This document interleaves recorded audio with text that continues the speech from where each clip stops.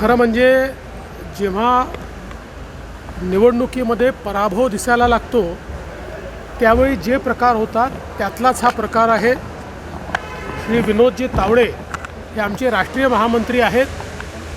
ते त्या ठिकाणी केवळ कार्यकर्त्यांना भेटायला गेले होते आणि कुठलाही पैसा त्यांच्याजवळ सापडलेला नाही, कुठल्याही ऑब्जेक्शनेबल गोष्टी त्यांच्याजवळ सापडलेल्या नाहीत, उलट त्यांच्यावरच हल्ला झालेला आहे। आणि आमचे राजन नाईक जे नालासोपाऱ्याचे उमेदवार आहेत त्यांच्यावर हल्ला झालेला आहे। त्यामुळे एकूणच ही जी काही महाविकास आघाडीची इकोसिस्टीम आहे या इकोसिस्टीमने जो उद्याचा दिसणारा पराभव आहे तो कव्हर करण्याकरता कव्हर फायरिंग केलेलं आहे। विनोद तावडे कुठेही या प्रकरणात दोषी नाहीत। त्यांनी कुठलेही पैसे नेले नहीं, कुठलेही पैसे वाटले नहीं, कुठलेही पैसे मिळालेले नहीं। देखिए, विनोद तावड़े जी हमारे राष्ट्रीय महामंत्री हैं। वो वहाँ पर केवल कार्यकर्ताओं को मिलने के लिए गए थे। न कोई पैसा उनके पास था, न कोई पैसा मिला है, न कोई पैसा बांटा गया है। एक प्रकार से प्लान करके हमला बोला गया। हमारे ही जो उम्मीदवार है राजन नाइक उनको मारा पीटा गया, हमारे कार्यकर्ताओं को मारा पीटा गया और एक माहौल इस प्रकार से बनाया गया। मैं तो ये कहता हूँ कि कल जो पराजय दिख रहा है उस पराजय को कवर करने के लिए ये सारी बहानेबाजी चल रही है और इसमें कहीं पर भी विनोद तावड़े इनका कोई दोष नहीं है।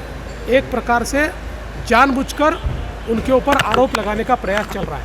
आज अनिल देशमुख ने डिस्चार्ज होने के बाद ये कहा है कि मैं बीजेपी से डरूंगा नहीं, आखिरी दम तक लड़ते रहूंगा। कैसे देखते हैं इसको? सर, ऐसा है, अनिल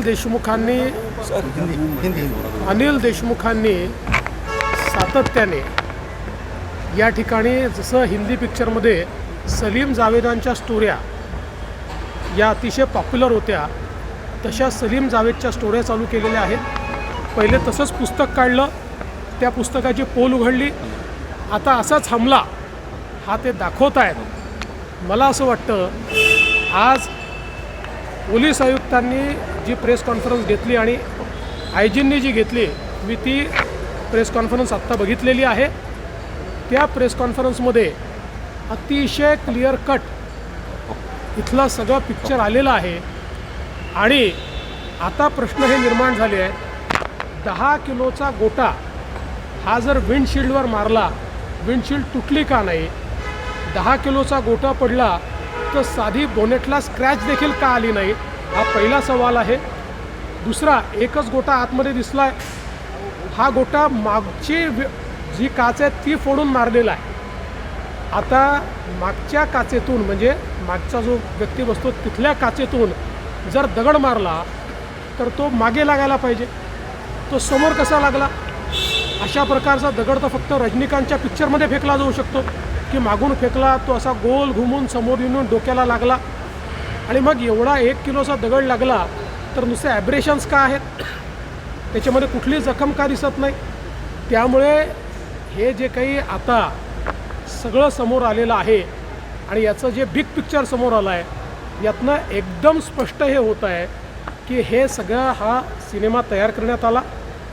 आपण किंवा आपला मुलगा हारतो आहे, निवडणुकीत पराभव समोर दिसतो आहे, याकरता अशा प्रकारची स्टोरी तयार करण्यात आली, भाजपला बदनाम करण्याचा प्रयत्न करण्यात आला। आणि यात दुर्दैव हे आहे की अशा प्रकारच्या स्टोरीला काल माननीय पवार साहेबांसहित सर्वांनी जाणीवपूर्वक इकोसिस्टीम उपलब्ध करून दिली, ॲम्प्लिफाय करण्याचा प्रयत्न केला, पण आज त्यातलं सत्य उघड झालेलं।